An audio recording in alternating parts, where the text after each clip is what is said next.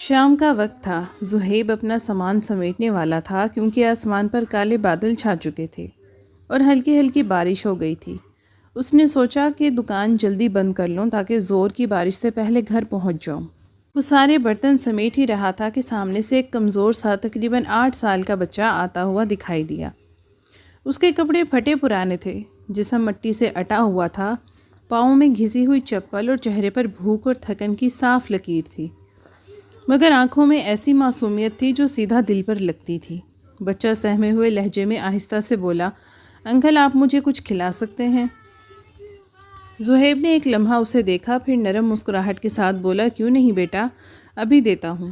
اس نے کڑاہی سے گرم گرم اور سموسہ نکالا، اس پر چنے کا گرم سالن اور چٹنی ڈال کر بچے کے سامنے پلیٹ رکھ دی۔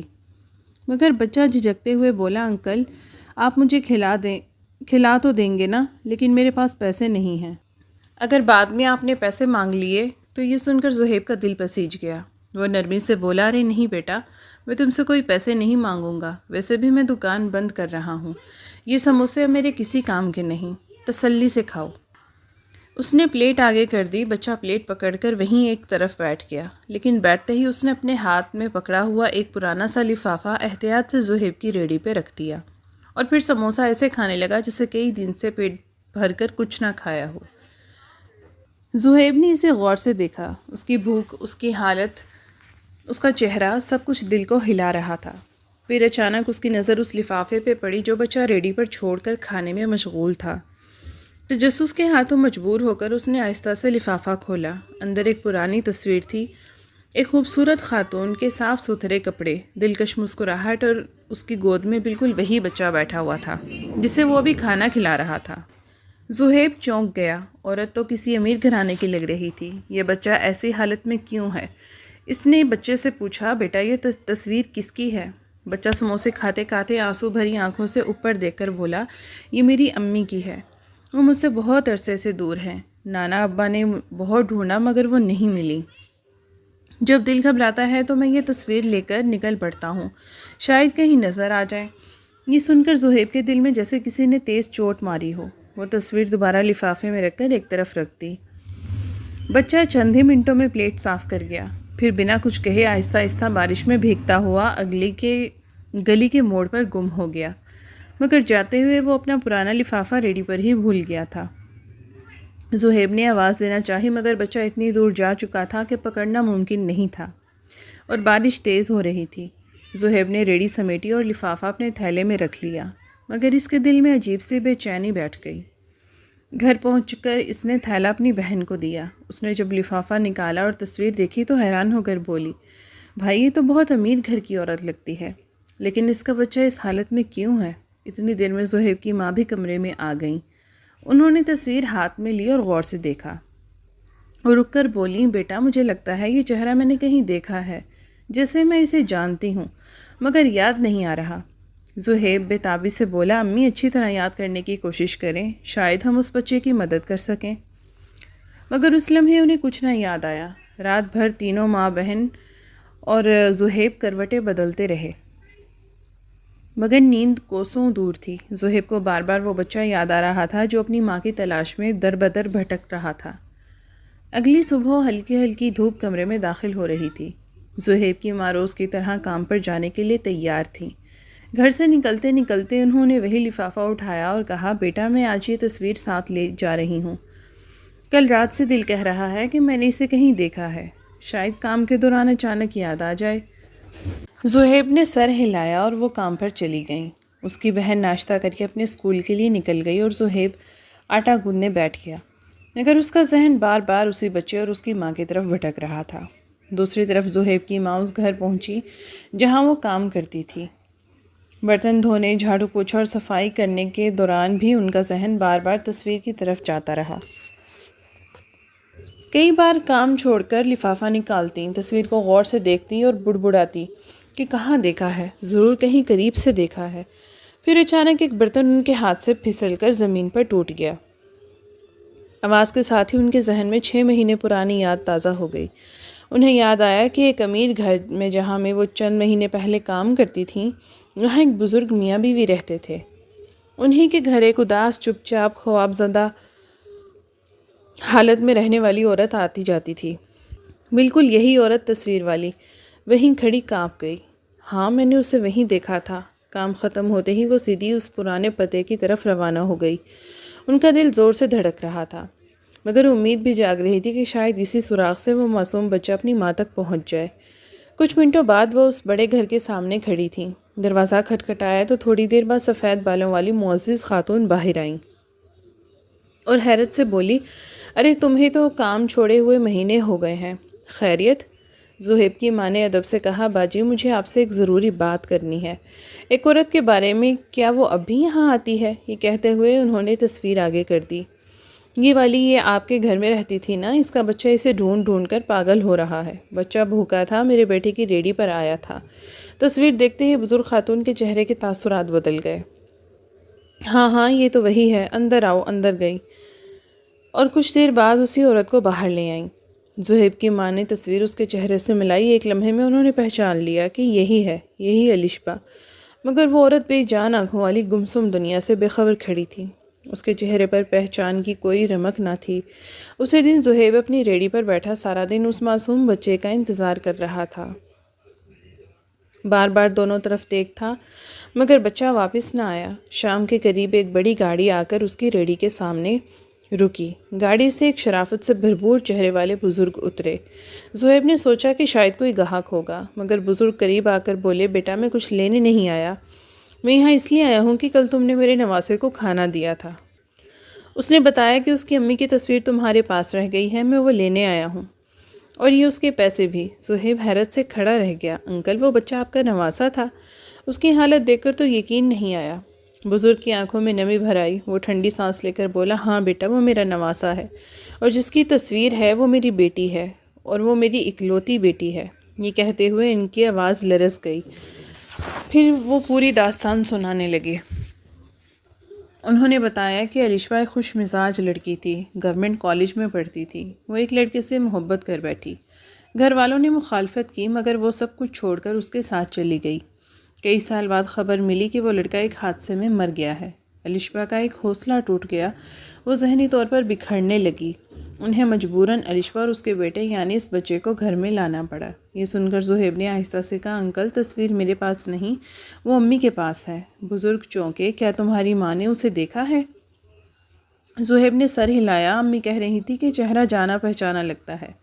بزرگ کی آنکھوں میں امید کی چمک اتر آئی۔ بیٹا اگر تمہاری ماں نے اسے پہچانا ہے تو شاید میری بیٹی مل جائے۔ وہ اتنی شدت سے بولے کہ زہیب کا دل بھر آیا۔ اس نے کہا کہ انکل آپ فکر نہ کریں، جیسے ہی امی واپس آئیں گی میں سب کچھ پوچھ کر آپ کو خبر دوں گا۔ بزرگ نے اپنا نمبر اور پتہ دے دیا اور وہ رخصت ہو گئے۔ شام کو جب زہیب گھر پہنچا تو اس کی ماں چہرے پر ہلکی سی مسکراہٹ لیے بیٹھی تھی۔ اس نے آتے ہی کہا کہ بیٹا مجھے سب یاد آ گیا ہے۔ ہاں میں نے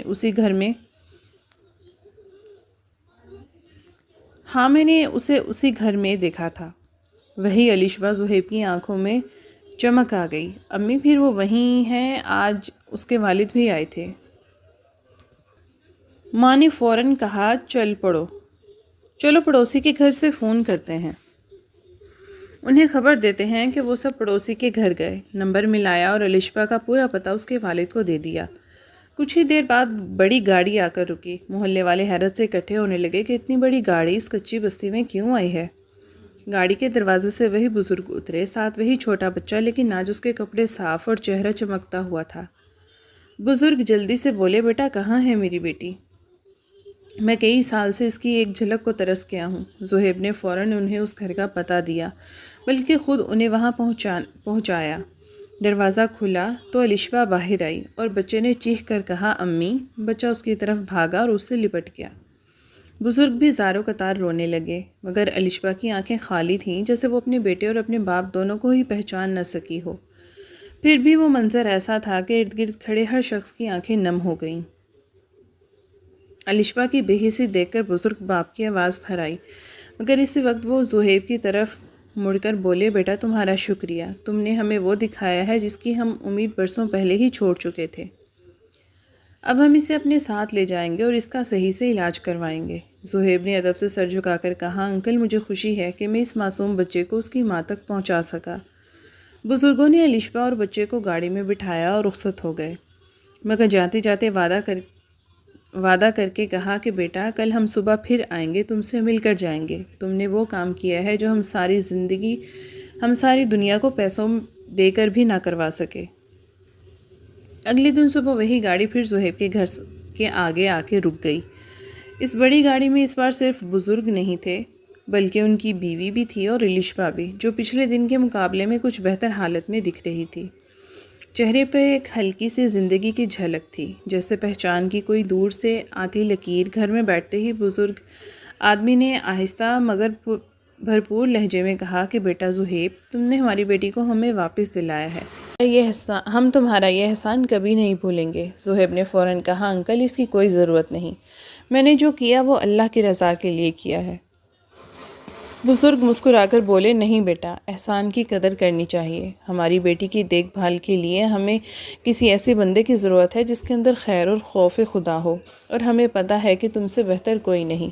اگر تم چاہو تو تم ہمارے گھر میں کام کاج کر لو،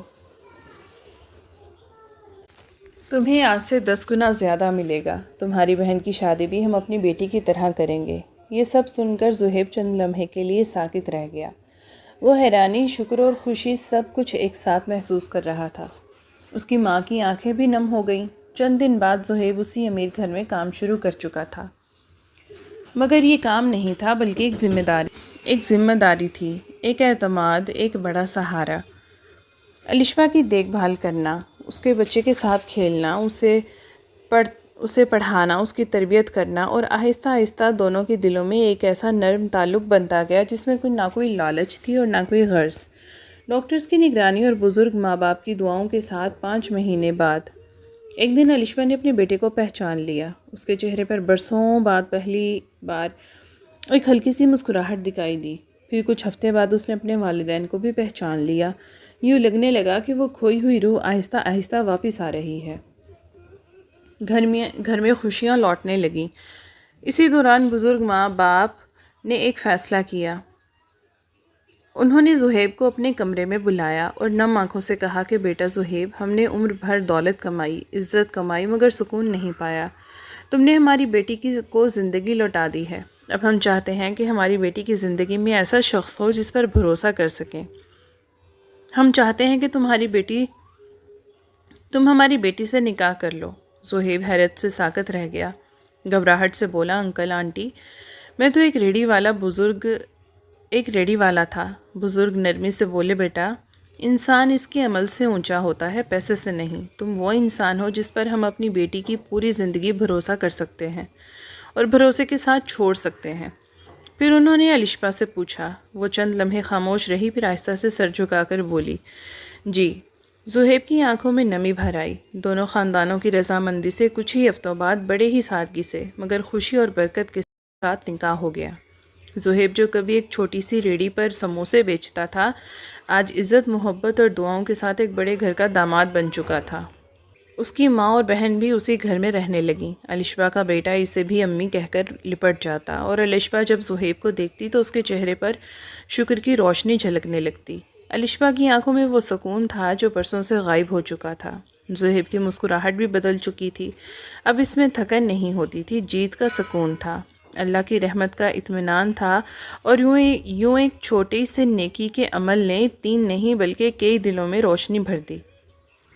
زہیب جب پہلی بار اس بھوکے بچے کو کھانا دے رہا تھا تو اسے یہ گمان بھی نہ تھا کہ وہی بچہ اس کی قسمت کی کنجی بن جائے گا، مگر یہی تو رب کا نظام ہے۔ کبھی کبھی آپ ایک روٹی دیتے ہیں، اللہ تعالیٰ بدلے میں پوری زندگی بدل دیتا ہے۔ زہیب کی کہانی ہمیں یہ سبق دیتی ہے کہ نیکی کبھی رائیگاں نہیں جاتی، کوئی عمل چھوٹا نہیں ہوتا، اور کسی کا سہارا بن جانا بعض اوقات سب سے بڑی عبادت بن جاتا ہے۔ مگر سوال یہ ہے کہ اگر اسی طرح کوئی بھوکا تڑپتا معصوم بچہ آپ کے سامنے آ جائے تو کیا آپ بھی زہیب کی طرح اس کے لیے اپنی پلیٹ بڑھائیں گے یا چند پیسوں کی وجہ سے اسے ٹال دیں گے؟ اپنے دل سے پوچھیں اور کمنٹ میں ضرور لکھیں۔ اگر آپ کو یہ کہانی پسند آئی ہو تو ویڈیو کو لائک اور چینل کو سبسکرائب کریں، اور اپنے دوستوں کے ساتھ بھی لازمی شیئر کریں۔ پھر ملتے ہیں ایک نئی کہانی کے ساتھ، تب تک کے لیے اللہ حافظ۔